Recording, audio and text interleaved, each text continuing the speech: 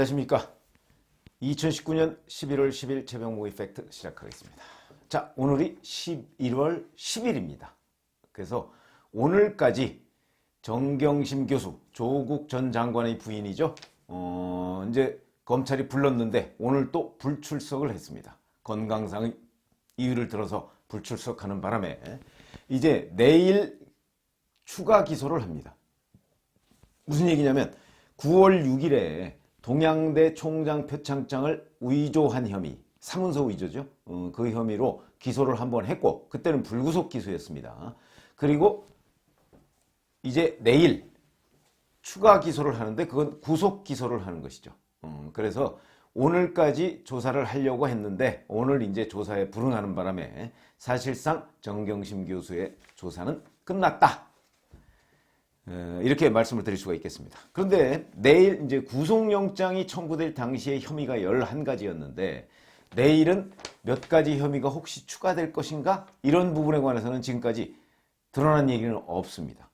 그러니까 아마 내일 혐의가 뭐 한두 가지 정도 더 추가될 가능성은 있다. 그러나 그거는 지금까지 공개된 것은 없다. 이렇게 말씀을 드립니다.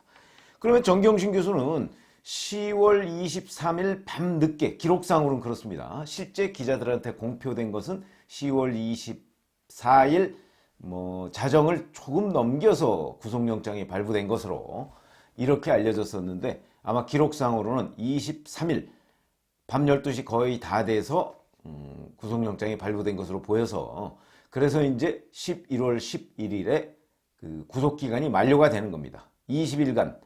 근데 그 20일 동안에 사실은 여러 차례 불렀는데 건강상의 이유를 들어서 불응했습니다. 지금까지 알려진 것으로는 한 4차례 이상 불응한 것으로 보이고 6차례 정도 조사를 했습니다. 그런데 이 중에서 2번은 또 건강이 좀 안 좋다 그래서 조사 중단을 요구했습니다. 그러니까 실질적으로 조사한 거는 처음부터 끝까지 조사한 건 4번밖에 안 되고 한 2번 정도는 조사하다가 중단했고 근데 오늘은 마지막 날인데 또 조사에 불응했고 이렇게 되면 정경심 교수에 대한 조사는 사실상 완성되지 못했다. 이것은 제가 보건대는 아마 정경심 교수 변호인단의 전략으로 보입니다. 무슨 얘기냐면 자, 윤석열 검찰하고는 더 이상 싸우지 않겠다. 거의 그런 얘기죠. 항복했다는 의미가 아니고 싸우지 않겠다. 너희들을 상대로는 싸우지 않겠다. 그럼 이제 누구랑 싸웁니까? 넘어갔으니까 이제 내일 이후에 법원으로 넘어가니까 판사 앞에 가서 검사와 싸우자. 이런 전략으로 보입니다. 그러면 내일 이후에 이제 법원으로 넘어가는 그 중간에 조사를 할 수는 없느냐? 그런 것 관련해서 이제 평론가들이 이리저리 별별 얘기들을 다 하고 있습니다. 그런데 지금 현재 그러니까 내일 공소장에 기록될 내용 그 내용을 가지고 추가 조사는 못합니다. 왜냐하면 해봤자 법정에서 증거로서 인정받기가 어려운 상황입니다. 왜냐하면 이미 넘어갔으니까. 그런데 만약에 정경심 교수에 대한 다른 혐의, 그러니까 내일 공소장에 기재될 혐의 말고 다른 혐의가 나왔다. 그럼 그거는 조사할 수 있습니다. 조사해서 나중에 재판 진행 과정에서 또 추가 기소를 하면 되기 때문에 그거는 할 수 있는데 그 공소장에 기재된 내용과 관련해서는 더 이상 조사를 못한다. 그러니까 무슨 얘기냐면 정경심 교수에 대한 조사는 사실상 끝났다. 근데 마지막 날까지 정경심 교수는 조사에 성실히 응하지 않았다. 우리가 이렇게 판단할 수 있습니다. 물론 정경심 교수 쪽에서는 내가 건강 때문에 그렇다고 얘기를 하지만 검찰이 계속 부르는 이유는 물론 검찰도 의학적 소견을 다 들어서 부르는 겁니다. 만약에 정말 건강 때문에 조사를 못 받을 상황이라 하면 검찰이 부르지도 않았을 가능성이 높습니다. 근데 어찌됐든 간에 조국 전 장관이나 정경심 교수나 그동안 검찰 조사에 성실히 임하겠다 이렇게 얘기를 해놓고서 실질적으로는 검찰 조사에 성실히 임하지 않았다 하는 겁니다.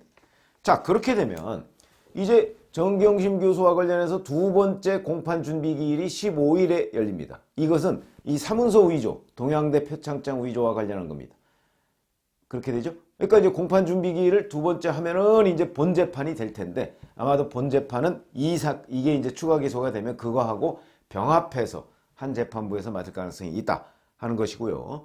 이렇게 되면 이제 법정에 가서 아마 본격적으로 변호인단과 검찰 간의 공방전이 벌어질 것으로 보입니다. 지금까지 여러 언론 보도를 보면 정경심 교수는 단 한 차례도 검찰에서 혐의 사실을 시인한 것이 없다 이렇게 알려져 있습니다. 무슨 얘기냐면 증거인멸 부분과 관련해서는 그러니까 자택, 방배동 자택에 있는 컴퓨터의 하드디스크 2개를 교체한 것이나 아니면 동양대 본인의 연구실에 있는 컴퓨터를 원래는 하드디스크 교체하려고 갔다가 이게 도저히 그게 이제 시간도 오래 걸리고 안 되니까 아예 통째로 들고 나왔던 거. 이런 부분도 내가 한 게 아니다. 한국투자증권 김경록 차장이 했다. 이런 식으로 김경록 씨한테 뒤집어 씌우는 이 정말 말도 안 되는 얘기죠. 김경록 씨가 그 컴퓨터 하드디스크를 교체할 이유가 뭐가 있습니까? 남의 집 거. 그 다음에 동양대 연구실 그 컴퓨터를 들고 나올 이유가 뭐가 있습니까? 그럼에도 불구하고 이런 황당한 주장을 지금 하고 있는 것으로 그렇게 알려져 있습니다. 이 부분과 관련해서 아마 그 한국투자증권 김경록 씨가 검찰에서 그게 아니고 이만저만한 이유로 해서 내가 그것을 들고 나왔고 또는 하드디스크를 교체했다 이렇게 진술한 것으로 알려져 있기 때문에 제가 보건대 그 부분과 관련해서는 아마 법정에 가도 그 김경록 씨가 뭐 질 가능성 거의 없다고 봅니다. 그러니까 결국은 정경심 교수가 그 부분에 관해서는 책임을 져야 될 것이다 하는 부분이고, 그 다음에 이제 조범동, 그러니까 조국 전 장관의 조카죠. 조범동과 관련해서는 여러 가지 혐의가 겹쳐 있습니다. 이 부분도 이게 이제 주로 사모펀드 관련인데, 사모펀드와 관련해서도 정경심 교수는 난 모른다. 뭐 내가 차명 주식 보유한 적도 없다. 그리고 조범동이가 다 한 것이다. 이런 식으로 계속 조범동한테 밀어온 것으로 그렇게 알려져 있습니다.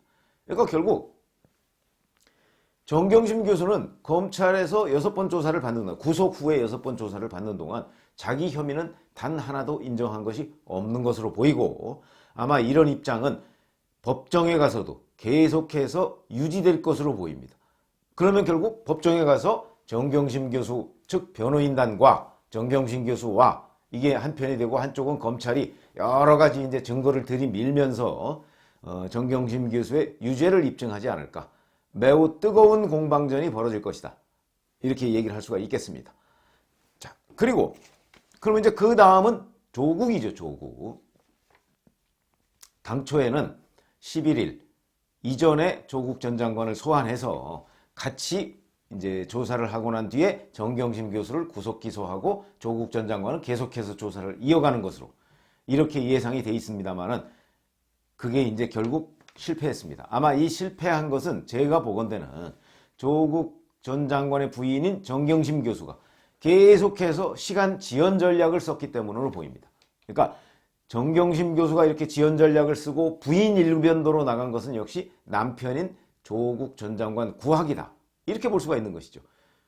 왜 그러냐면 9월 6일에 여의도 그 호텔에서 사실은 전화를 해가지고 그 한국투자증권 김경록 씨한테 내 노트북 좀 가져다 줘 이렇게 얘기를 했었죠. 그래갖고 이제 노트북을 가지고 가니까 그래서 그 객실까지 올라갔답니다. 근데 그 자리에서 휴대전화, 빈 휴대전화를 꺼내서 거기에다가 유심칩을 갈아 끼워서 바로 인사청문회 준비 중인 자기 남편하고 통화를 했다는 거죠. 거기서 내가 다 안고 가겠다 이렇게 얘기를 했다고 합니다.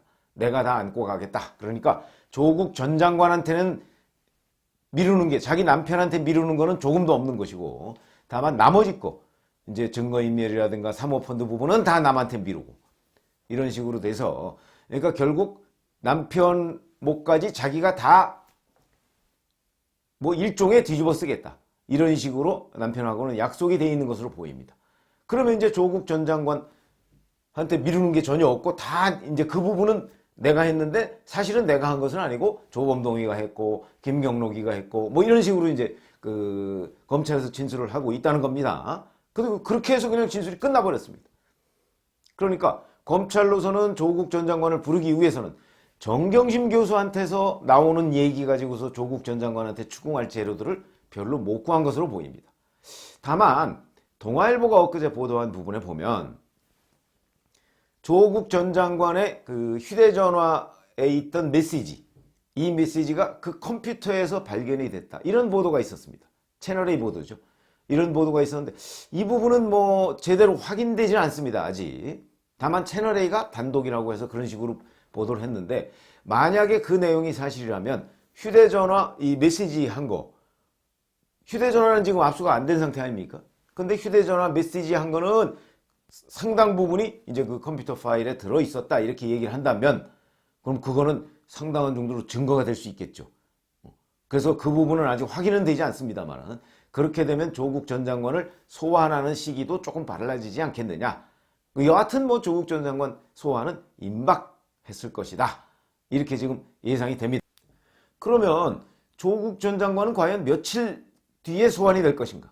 이 부분은 현재 명확하지는 않습니다만은 아마 내일 그러니까 11월 11일에 구속 기소를 정경심 교수에 대해서 하고 아마 곧 이어서 소환 조사를 하지 않을까. 왜 그러냐면 당초 검찰이 조국 전 장관 일가에 대한 수사를 마무리하기로 목표로 세웠던 게 10월 말쯤입니다. 그런데 이제 이게 하나 둘씩 계속 지연이 되다 보니까 이제 11월 11일까지 왔죠. 그래서 아마 11월 중순 정도까지는 이 조국 전 장관 일가에 대한 수사를 마무리하려고 지금 막바지 피치를 올리고 있다. 이렇게 보시면 되겠습니다. 그래서 이제 조국 전 장관 일가를 불러서 현재까지 드러난 것으로는 뭐 이제 뇌물 혐의를 들여다보고 있다. 뭐 이런 얘기를 하죠. 그 뇌물 혐의라는 거는 코링크 사모펀드가 사실은 비트코인의 거래소를 열었었습니다.